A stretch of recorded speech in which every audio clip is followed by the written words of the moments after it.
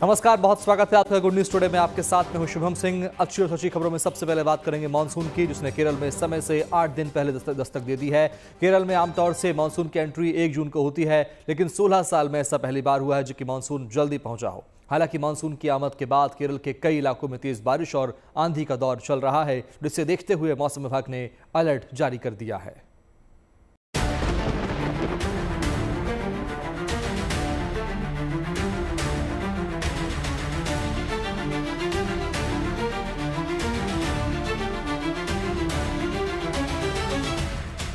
आसमान में काले घने बादल, ठंडी हवा के साथ झमाझम बारिश और मौसम ऐसा कि कुछ ही देर में कई इलाकों में पेड़ तक उखड़ गए।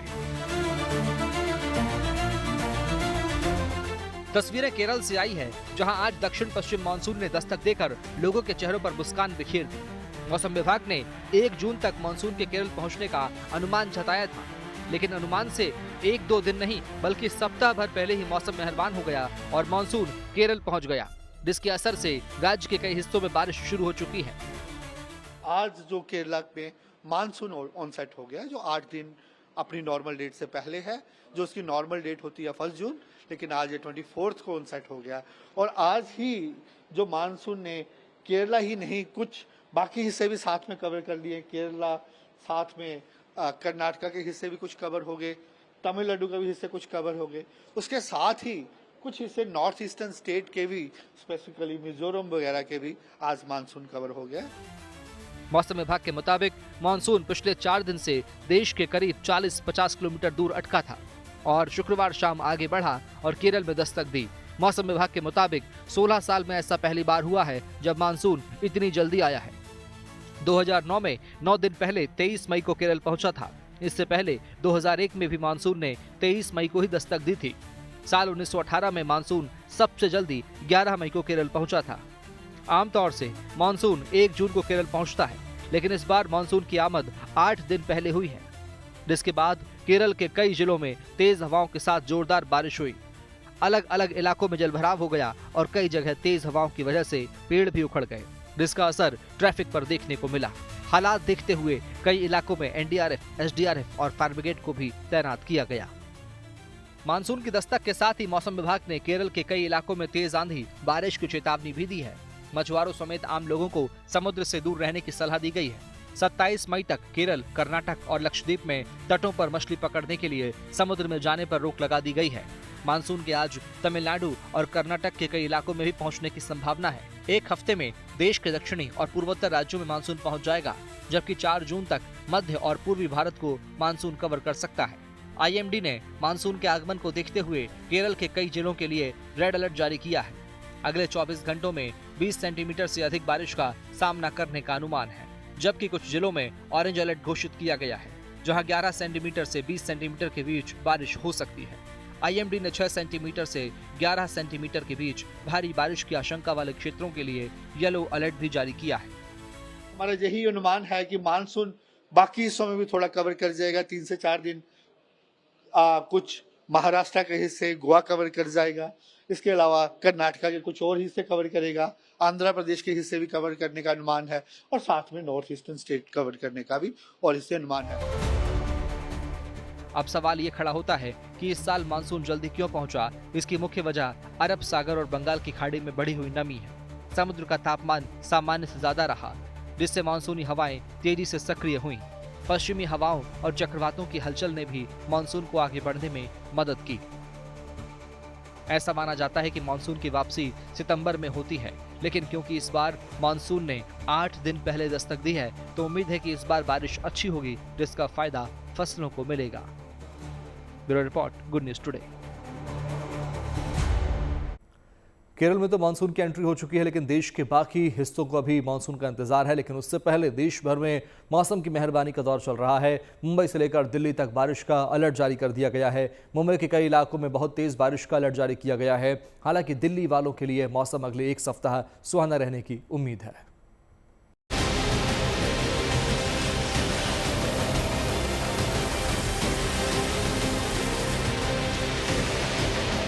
गर्मी की मार से बेहाल हुए लोगों को मानसून की बारिश से राहत मिलने लगी है। देश के कई हिस्सों में प्री मानसून शावर्स यानी मानसून की दस्तक से पहले ही बारिश होने लगी है। तस्वीरें महाराष्ट्र के वाशिम की हैं, जहां प्री मानसून की बारिश ने सब कुछ भिगो दिया। हालांकि महाराष्ट्र में मानसून अभी नहीं पहुंचा है, लेकिन उससे पहले ही मौसम ठंडा ठंडा कूल है। वाशिम में मेघा ऐसे जमकर बरसे हैं कि हर तरफ पानी ही पानी हो गया। सड़कों से लेकर लोगों के घरों तक में पानी भर गया। इस वजह से लोगों को कुछ परेशानी हुई तो कुछ मौसम के अंदाज ने लोगों को तपिश और गर्मी से छुटकारा दिला दिया। महाराष्ट्र के सतारा में प्री मानसून की बोनस वाली बारिश के बाद सब कुछ ठंडा ठंडा कूल हो गया। बादल ऐसे जमकर बरसे कि सड़कों पर जलभराव हो गया, लेकिन राहत की बारिश ने लोगों को सुकून जरूर दिया। लेकिन अभी तो ये शुरुआत है, क्योंकि अभी तो मानसून ने सिर्फ दस्तक दी है। महाराष्ट्र में मानसून पहुंचने में भी वक्त है, लेकिन हालात को देखते हुए मौसम विभाग ने मुंबई के लिए ऑरेंज अलर्ट जारी कर दिया है, जिसमें भारी से बहुत भारी बारिश की संभावना है। साथ ही कुछ इलाकों में 50 से 60 किलोमीटर प्रति घंटे की रफ्तार से तेज हवाएं चलने की चेतावनी भी दी गई है। इसके अलावा दक्षिण कोंकण, रायगढ़ और रत्नागिरी में रेड अलर्ट जारी किया गया है, जबकि ठाणे, पालघर, सिंधुदुर्ग, पुणे और सतारा के लिए भारी बारिश, गरज और तेज हवाओं के साथ ऑरेंज अलर्ट जारी किया गया है। अगर आप नॉर्थ वेस्ट इंडिया की बात करें तो अभी वहाँ पे continuous heat wave conditions prevail कर रही हैं, जो आप फिगर से भी देख सकते हैं।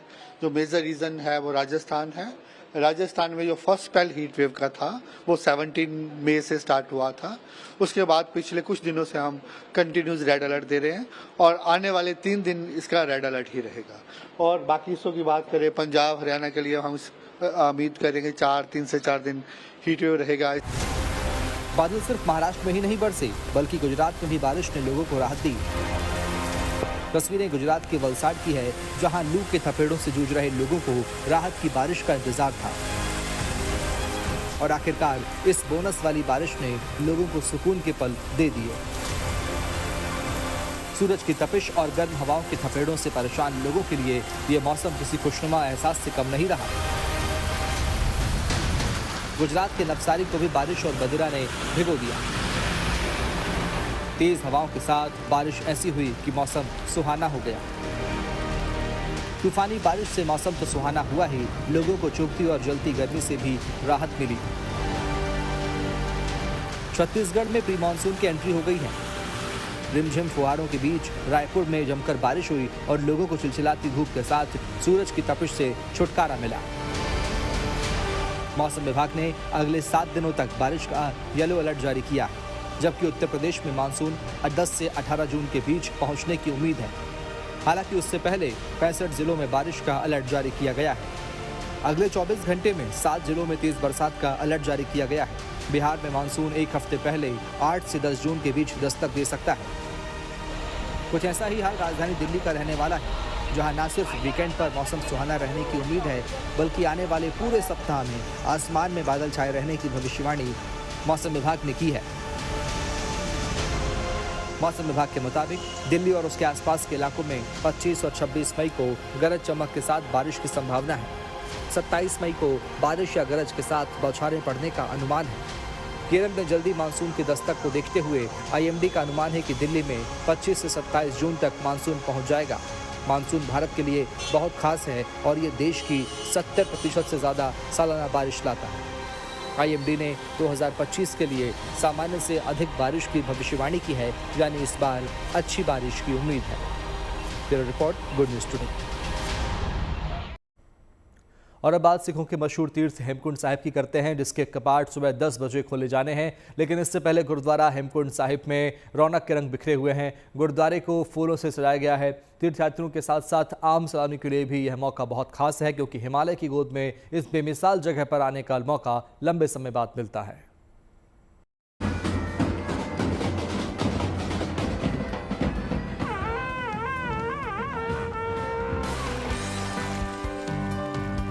चारों तरफ बर्फीले पहाड़, दूर दूर तक बर्फ की सफेद चादर और हिमालय की गोद में मौजूद सिखों का मशहूर तीर्थ श्री हेमकुंड साहिब।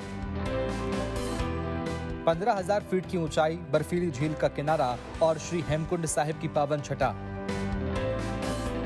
ये नजारा जितना अद्भुत है, उतना ही अलौकिक भी। आसपास फैली शांति और आस्था से लबरेज वातावरण, उसके बीच मौजूद है गुरुद्वारा श्री हेमकुंड साहिब, जिसके कपाट रविवार को सुबह 10 बजे खोल दिए जाएंगे और उससे पहले गुरुद्वारे में रौनक दिखने लगी है।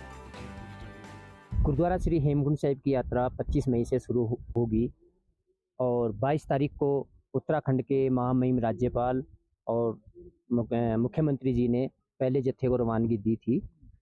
यहाँ की तैयारियों का जायजा आपके माध्यम से सबको मैं बताना चाहूँगा कि यहाँ पे 4 से 5 कुंटल तक ताज़े फूल आए हुए हैं। बहुत अच्छी सजावट का कार्य यहाँ पे चल रहा है और भी कई तरह की सजावट हो रही है। जो बर्फ़ है, बर्फ़ पिछले साल की अपेक्षा थोड़ी कम है। फौज ने रास्ता बहुत अच्छा बना दिया है और कोई दिक्कत नहीं है, कोई परेशानी नहीं होगी। मौसम भी बहुत अच्छा है, आप बड़े अच्छे ढंग से यात्रा कर सकते हैं। दुनिया में सबसे ज्यादा ऊंचाई पर सिखों का ये मशहूर तीर्थ है, जहां आकर मत्था टेकने की तमन्ना हर किसी के दिल में रहती है। पंच प्यारों की अगुवाई में हर वर्ष श्री हेमकुंड साहिब गुरुद्वारे के कपाट खोले जाते हैं और इस साल भी तैयारी पूरी कर ली गई है। ਅੱਜ ਹੀ ਸ਼੍ਰੀ ਹੇਮਕੁੰਡ ਸਾਹਿਬ ਜੀ ਦੇ ਦਰਸ਼ਨ ਦੀਦਾਰੇ ਲਈ ਆਏ ਆ। ਵਾਹਿਗੁਰੂ ਜੀ ਕਿਰਪਾ ਕਰਦੇ ਨੇ ਸਾਰਿਆਂ ਸੰਗਤਾਂ ਲਈ। हेमकुंड साहिब गुरुद्वारे के आसपास का माहौल जितना मनोहर है, उतना ही ज्यादा पवित्र और शांतिपूर्ण भी, लेकिन उससे भी ज्यादा आकर्षक है वो रास्ता जिसको पार कर इस भव्य धाम तक पहुंचा जा सकता है। हेमकुंड साहिब बर्फ के आगोश में है, लेकिन बर्फ की मोटी सतह को काटकर पैदल आने जाने लायक रास्ता बना दिया गया है। 3 किलोमीटर के पथ पर यात्रियों को बर्फ की गलियों से होकर गुजरना पड़ता है। 15,000 फीट की ऊंचाई पर हेमकुंड साहिब गुरुद्वारे के बगल में ही लोकपाल लक्ष्मण जी का मंदिर भी मौजूद है, जिसके कपाट शुक्रवार को खोल दिए गए।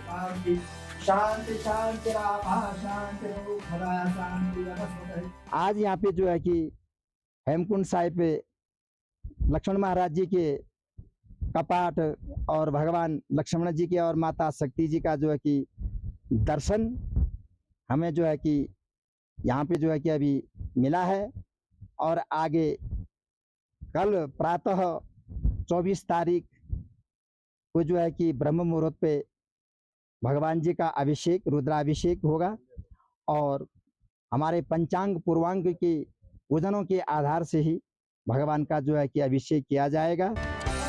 हेमकुंड साहिब गुरुद्वारा आमतौर पर मई से अक्टूबर तक खुला रहता है और अक्टूबर में सर्दियों के मौसम में ये बंद कर दिया जाता है। इस दौरान ये पूरा इलाका बर्फ से ढका रहता है, यहाँ आना असंभव हो जाता है, लेकिन फिलहाल 5-6 महीनों तक यहाँ आस्था की चमक दमक से ये पूरा इलाका गुलजार रहेगा। चमोली से कमल नयन सिलोड़ी के साथ bureau report, good news today. Uttarakhand में चारधाम यात्रा जोर शोर से चल रही है। हर दिन 50,000 से ज्यादा श्रद्धालु चारधाम यात्रा कर रहे हैं। 30 अप्रैल से शुरू हुई चारधाम यात्रा में अब तक 13 लाख से अधिक भक्त दर्शन कर चुके हैं। 23 मई को लगभग 66,000 श्रद्धालुओं ने चारधाम यात्रा की। सबसे अधिक उत्साह केदारनाथ यात्रा में दिख रहा है। अभी तक 5,21,000 से ज्यादा भक्त बाबा केदार के दर्शन कर चुके हैं। आंकड़ों के मुताबिक महज 23 मई को लगभग 25,000 श्रद्धालुओं ने बाबा केदार के दर पर माथा टेका, जबकि भगवान बद्री विशाल के दर्शन 3.5 लाख से अधिक भक्तों ने किए हैं। वहीं यमुनोत्री धाम में 2.5 लाख से ज्यादा भक्त और गंगोत्री धाम में 2 लाख से अधिक भक्तों ने दर्शन किए हैं। कहते हैं मंजिल उन्हीं को मिलती है जिनके सपनों में जान होती है, पंखों से कुछ नहीं होता, हौसलों से उड़ान होती है। कानपुर के रहने वाले 16 साल के युवराज गुप्ता ने इस कहावत को सच कर दिखाया है। उन्होंने ऐसा कारनामा किया है कि अमेरिका की अंतरिक्ष एजेंसी नासा ने उन्हें सम्मानित किया है।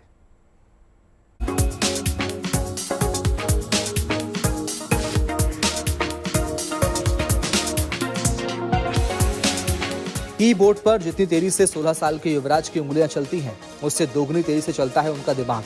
यही वजह है कि आज अमेरिका की अंतरिक्ष एजेंसी नासा भी उन्हें सलाम कर रही है, जिसका प्रमाण है उनका ये सर्टिफिकेट जो उन्हें नासा ने दिया है। नासा का बेसिकली एक प्रोग्राम है, बग बाउंटी प्रोग्राम जिसको हम बोलते हैं, जिसमें दुनिया भर से हैकर्स आकर के नासा को जो भी उनकी कमी है, जो भी उनके बग्स हैं, जो भी वल्नरेबिलिटी है, उसको रिपोर्ट कर सकते हैं। तभी मुझे नासा की एक ऐसी डायरेक्टरी, एक ऐसा फोल्डर मिला जहां पर नासा के जो काम करने वाले लोग हैं, जो उनके एम्प्लॉयज़ हैं, उनका बहुत सेंसिटिव डेटा, बहुत सेंसिटिव इन्फॉर्मेशन वहाँ पर लीक हो रही थी। तो जैसे ही मैंने उसको नोट डाउन किया, मैंने उसकी प्रॉपर रिपोर्ट क्रिएट करी, बग रिपोर्ट, और साथ ही में मैंने उसका एक POC, प्रूफ ऑफ कॉन्सेप्ट, एक वीडियो होता है जो नासा रिक्वायर करता है, मैंने वो वीडियो रिकॉर्ड करा और नासा को सबमिट किया। अगले दिन मुझे सुबह नासा की तरफ से एक ईमेल रिसीव हुआ कि मुझे उनका हॉल ऑफ फेम की लिस्ट में शामिल किया गया है। कानपुर के रहने वाले 16 साल के युवराज गुप्ता ने अमेरिका की अंतरिक्ष एजेंसी नासा को ऐसा आईना दिखाया कि नासा भी हैरान हो गई। युवराज ने नासा की वेबसाइट में एक ऐसी गंभीर सुरक्षा खामी खोजी जिसके जरिए कोई भी नासा की आधिकारिक ईमेल से नकली संदेश भेज सकता था। कई साइबर एक्सपर्ट्स जो नहीं पकड़ पाए वो युवराज ने कर दिखाया, जिसके लिए नासा ने उन्हें प्रशंसा पत्र और हॉल ऑफ फेम में स्थान देकर सम्मानित किया। उस दिन बहुत गौरवान्वित फील हुआ अपने लिए, अपने परिवार के लिए और अपने भारत के लिए। मैंने इंटरनेशनल लेवल पे इंडिया को रिप्रेजेंट किया और उस दिन मैंने ठाना कि मुझे नासा की तरफ से एक प्रशस्ति पत्र भी चाहिए। उसके लिए नासा को मुझे एक बड़ा बग, एक बड़ी वल्नरेबिलिटी ढूंढ कर रिपोर्ट करनी होगी। फिर मैंने नासा में दोबारा हंटिंग स्टार्ट करी और लगातार 3 दिनों तक मैंने हंटिंग करी, जिसके बाद मुझे नासा का एक ऐसा ईमेल मिला जो ईमेल किसी भी द्वारा स्पूफ किया जा सकता था। मतलब जिसके पास उस ईमेल अकाउंट का एक्सेस नहीं है वो भी उस ईमेल अकाउंट के थ्रू किसी को भी नासा की तरफ से मेल भेज सकता था। ये एक बड़ी वल्नरेबिलिटी थी। जैसे ही मैंने ये रिपोर्ट नासा को सबमिट किया, नासा ने इस रिपोर्ट को 1 घंटे के अंदर अंदर वैलिडेट किया और मुझे ईमेल पर मेरा रिकॉग्निशन लेटर सेंड कर दिया। साइबर सिक्योरिटी में बग डिस्कवरी की बहुत अहमियत है। बग का मतलब कोडिंग में हुई कोई छोटी गलती जिसकी वजह से वेबसाइट हैक हो सकती है। ऐसे में इस कामयाबी पर उनके परिवार को गर्व है। बहुत अच्छा लग रहा है और हम लोगों ने बहुत संघर्ष किया, मेरे बेटे ने बहुत संघर्ष किया है यहाँ तक पहुँचने के लिए। किसी तरह यहाँ तक पहुँचा है। पुराने लैपटॉप से, मामा का पुराना लैपटॉप मिला हुआ था, लॉकडाउन में इसने उसको रोज़ ठीक करता था और घर वालों की डांट भी बहुत खाता था। अपना टाइम वेस्ट करके उसमें थोड़ा थोड़ा काम कर करके इसने किसी तरह सीखा है। और ये लैपटॉप अभी हमने लिया जो बहुत मुश्किल से बच्चे की स्कॉलरशिप से ले पाया है। सर हम गुहार लगाते हैं, अपनी मुराद मतलब अपनी जो है बात कहना चाहते हैं सरकार से कि हमारे बच्चे को मदद मिले जो ऊपर तक जाए और अपने मतलब देश के लिए कुछ कर सके। सिर्फ 16 साल की उम्र में युवराज ने जो हासिल किया वो युवा पीढ़ी के लिए किसी प्रेरणा से कम नहीं है। युवराज को साइबर सुरक्षा में रुचि कक्षा 6वीं से ही थी। समय के साथ उन्होंने खुद को इस क्षेत्र में प्रशिक्षित किया। साल 2024 में वे साइबर सिक्योरिटी कंपनी के संस्थापक से सोशल मीडिया पर जुड़े और उन्हें देश भर के पुलिस अधिकारियों को साइबर अपराध से निपटने की ट्रेनिंग देने का मौका मिला। कानपुर से सिमर चावला, गुड न्यूज टुडे। आगामी इंग्लैंड दौरे के लिए टीम इंडिया का ऐलान हो गया है। रोहित शर्मा के संन्यास के बाद टेस्ट टीम के कप्तान की जिम्मेदारी शुभमन गिल को दे दी गई है। वहीं विकेट कीपर बल्लेबाज ऋषभ पंत को टेस्ट का नया उप कप्तान बनाया गया है। इंग्लैंड दौरे के लिए 18 सदस्यीय टीम में जसप्रीत बुमराह, केएल राहुल, यशस्वी जायसवाल को मौका मिला है। वहीं करुण नायर की 7 साल बाद भारतीय टीम में वापसी हुई है। शार्दुल ठाकुर भी भारतीय टीम में वापसी कर रहे हैं। इसके अलावा भारतीय ए टीम के कप्तान अभिमन्यु ईश्वरन को भी मौका दिया गया है। साई सुदर्शन और अर्शदीप सिंह भी टीम में नए चेहरे हैं। इंग्लैंड दौरे के लिए 18 सदस्यीय टेस्ट टीम के खिलाड़ियों के नाम कुछ इस तरह से हैं, जिसमें शुभमन गिल कप्तान बनाए गए हैं। ऋषभ पंत को विकेट कीपर उप कप्तान बनाया गया है। यशस्वी जायसवाल, केएल राहुल हैं।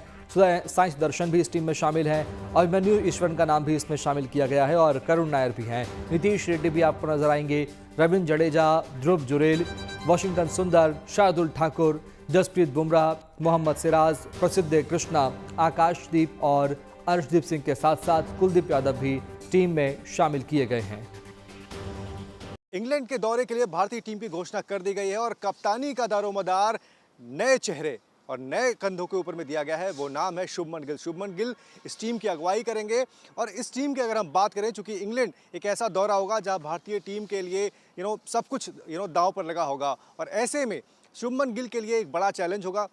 यंग टीम है ये। अगर हम ऊपर से देखें, जायसवाल जो आपको एक रेगुलर प्लेयर नजर आएंगे, लेकिन उनके साथ केएल राहुल होंगे या फिर उनके साथ शुभमन गिल आपको ओपन करते हुए नजर आएंगे। सुंदर को इस टीम में रखा गया है, साई सुदर्शन को इस टीम में रखा गया है, अभिमन्यु ईश्वरन इस टीम का हिस्सा है। साथ ही साथ अगर हम गेंदबाजी की बात करें तो 4 ऑलराउंडर इस टीम के अंदर में। इसके अलावा पेस की अगर हम बात करें तो जसप्रीत बुमराह, हालांकि वो 5 मैच आपको खेलते हुए नजर नहीं आएंगे, लेकिन हो सकता है कि 3 मैचों के बाद यह आकलन किया जाए कि क्या जसप्रीत बुमराह का जो वर्कलोड मैनेजमेंट है वो ठीक है, क्या उनकी फिटनेस ठीक है। इसके अलावा जो प्लेयर्स मिस आउट हुए हैं, मोहम्मद शमी इस दौरे में आपको नज़र नहीं आएंगे क्योंकि जो बीसीसीआई की मेडिकल टीम है उन्होंने मोहम्मद शमी को अनफिट करार दिया और यही वजह है कि मोहम्मद शमी का नाम इसमें नहीं रखा गया। हर्षित राणा जो ऑस्ट्रेलिया के दौरे पर गए थे वो भी इस टीम का हिस्सा नहीं है, लेकिन उनकी जगह यहाँ पर अर्शदीप ने ली है। अर्शदीप इस टीम का हिस्सा बने हैं। आकाशदीप यहाँ पर होंगे। प्रसिद्ध कृष्णा इस टीम का हिस्सा है। तो अगर आप ओवरऑल इस टीम को देखेंगे तो आपको एक बेस्ट पॉसिबल टीम नजर आएगी। डिबेट इस बात की हो सकती है कि क्या ओपनिंग वो शुभमन गिल से कराई जाए या फिर केएल राहुल से कराई जाए, ये मैच के डे अमूमन ये डिसाइड किया जाता है कंडीशंस को ध्यान में रखते हुए। साथ ही साथ चूंकि आपका एक यंग बॉलिंग अटैक भी है, क्योंकि यहाँ पर सिर्फ जसप्रीत बुमराह एकमात्र ऐसे खिलाड़ी हैं जिनके पास अनुभव है। इसके अलावा प्लेयर्स ने ऑन एंड ऑफ मैचेस ज़रूर खेले हैं, लेकिन लंबे मैचेस का अनुभव उनके पास शायद कम है। अब ये सीरीज़ भारत के लिए किस तरीके से होगी, ये देखने वाली बात होगी कि लगातार 2 बड़ी सीरीज़ भारतीय टीम हारी है। अगर हम टेस्ट मैचों की बात करें, न्यूजीलैंड से हम अपने घर में हारे थे और ऑस्ट्रेलिया में जाकर बॉर्डर गावस्कर ट्रॉफी। तो यहाँ भारतीय टीम की एक नई शुरुआत हो रही है, WTC की नई साइकिल की शुरुआत हो रही है और नया कप्तान आपके साथ है, माइनस रोहित माइनस विराट। एक बड़ा चैलेंज होगा भारतीय टीम के लिए इंग्लैंड में। दिल्ली से Nitin Shrivastava, good news today. मुझे तो लगता है कि बहुत बढ़िया डिसीजन है सिलेक्टर्स का, क्योंकि मैं हमेशा से कह रहा था ऐसा एक कप्तान होना चाहिए जिसका गारंटी है कि वो तीनों फॉर्मेट में एक तो श्योरिटी होनी चाहिए भारतीय टीम के लिए, और दूसरा कि थोड़ा सा उसके पास समय होना चाहिए ग्रो इन करने के लिए। आप वैसे कहते तो हैं कि रविंद्र जडेजा जो है उसकी जो परफॉर्मेंस है इतने सालों से खेल रहे हैं उसका बनता था, पर मैं सही मानता हूँ कि उन्होंने वो बोट मिस कर दी अब क्योंकि अगर आते भी तो ये खिलाड़ी जो है हमारी टीम रेडी, जो नेक्स्ट जनरेशन रेडी है, उसमें थोड़ा सा गैप हो जाता। तो मुझे लगता है कि सही डिसीजन है और ऋषभ पंत को रिस्पॉन्सिबिलिटी दी है। थोड़ा सा उनका मोरल डाउन हो गया था चैंपियंस ट्रॉफी के बाद, पर गौतम गंभीर के हाथ में है आपके किस तरह से ऋषभ पंत को वापस वो ऋषभ पंत बनने दें जो कि हमें चाहिए। कान 2025 में ऐश्वर्या राय बच्चन एक बार फिर से चर्चा में है। इस बार उनके बनारसी लुक की खूब चर्चा हो रही है। ऐश्वर्या ने बनारसी सिल्क ड्रेस और भगवत गीता के श्लोक के साथ एक ऐसा लुक पेश किया, ड्रेस पर भगवत गीता का श्लोक लिखा गया है यदा यदा ही धर्मस्य ग्लानिर्भवति भारत। इसका मतलब है जब जब इस धरती पर धर्म की हानि होती है तब तब मैं खुद जन्म लेता हूं और धर्म का नाश करता हूं। इस श्लोक के जरिए यह दिखाया गया है कि नारी शक्ति, सच्चाई और अच्छाई के लिए लड़ना हमारी संस्कृति का हिस्सा है। डिजाइनर गौरव गुप्ता ने इस श्लोक को ड्रेस का हिस्सा बनाकर एक आध्यात्मिक संदेश देने की कोशिश की है। इस ड्रेस को खास अंदाज में डिजाइन किया गया है ताकि भारतीय परंपरा और आधुनिकता फैशन एक साथ नजर आए, जिसमें भारतीय परंपरा, आस्था और ग्लैमर का खूबसूरत मेल देखने को मिला है। इससे पहले ऐश्वर्या कांस के रेड कारपेट पर मांग में लाल सिंदूर लगाकर चर्चा में आई थी। आइवरी रंग की बारीक बुनी बनारसी साड़ी, हाथ से तैयार टिश्यू का दुपट्टा और गले में 500 कैरेट से ज्यादा माणिक और अनकट हीरों से बना हार। लेकिन सबसे ज्यादा चर्चा मांग में लगे उनके सिंदूर की हुई थी, जो भारतीयता का प्रतीक है।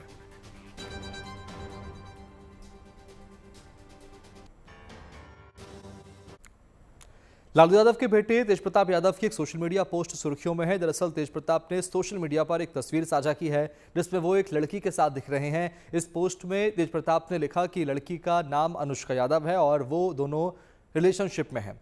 तेज ने लिखा कि वो अनुष्का के साथ 12 साल से रिलेशनशिप में हैं। अपनी पोस्ट पर उन्होंने लिखा कि मैं बहुत दिनों से आप लोगों से ये बात कहना चाहता था, पर समझ नहीं आ रहा था कि कैसे कहूं, इसलिए आज इस पोस्ट के माध्यम से अपने दिल की बात आप सबके बीच रख रहा हूं। आशा करता हूं आप लोग मेरी बातों को समझेंगे। रिलायंस ग्रुप के चीफ मुकेश अंबानी आज भगवान द्वारकाधीश के दर्शन करने पहुंचे। इस दौरान उनके बेटे आकाश अंबानी और बहू श्लोका अंबानी भी अपने बेटों के साथ मौजूद थी। भगवान द्वारकाधीश के दर्शन के बाद अंबानी परिवार ने जगत गुरु श्री शारदा मठ के शंकराचार्य के परिसर की ध्वजा जी की पूजा अर्चना की। और अंबानी परिवार अक्सर धार्मिक स्थलों पर दर्शन पूजन के लिए आते रहते हैं। अभी कुछ दिन पहले अपने जन्मदिन पर आनंद अंबानी ने जामनगर से द्वारकाधीश की 170 किलोमीटर की पैदल पद यात्रा भी की थी। सूरत के डायमंड वर्कर्स के लिए अच्छी खबर है। मंदी की मार झेल रहे डायमंड वर्करों को गुजरात सरकार से मदद की पहल की गई है। गुजरात सरकार के गृह राज्य मंत्री हर्ष संघवी ने प्रेस कॉन्फ्रेंस कर ऐलान किया है कि 31 मार्च से 2024 से के बाद नौकरी गंवाने वाले कर्मचारियों के बच्चों के स्कूल की फीस अगले 1 साल तक उनके स्कूल में जमा की जाएगी। ये मदद 13,500 रुपए प्रति बच्चों को दी जाएगी। इसी के साथ छोटे उद्योगों के लिए भी राहत का ऐलान किया गया है। इसमें कहा गया कि राज्य सरकार द्वारा ली गई लोन में से 5 लाख रुपए तक की लोन 9% प्रति वर्ष के हिसाब से आने वाले 3 साल तक दी जाएगी। इलेक्ट्रिसिटी बिल की ड्यूटी को भी 1 साल तक के लिए माफ किया गया है और इससे छोटे कारोबारियों और डायमंड वर्करों को फायदा मिलेगा। इसके लिए अलग अलग विभागों के लोगों की टीम तैयार की गई है। और इसी के साथ फिलहाल इतना ही। बाकी अच्छी खबरों के लिए आप देखते रहिए गुड न्यूज टुडे, क्योंकि अच्छी खबरों का सिलसिला यहाँ कभी नहीं थमता। नमस्कार।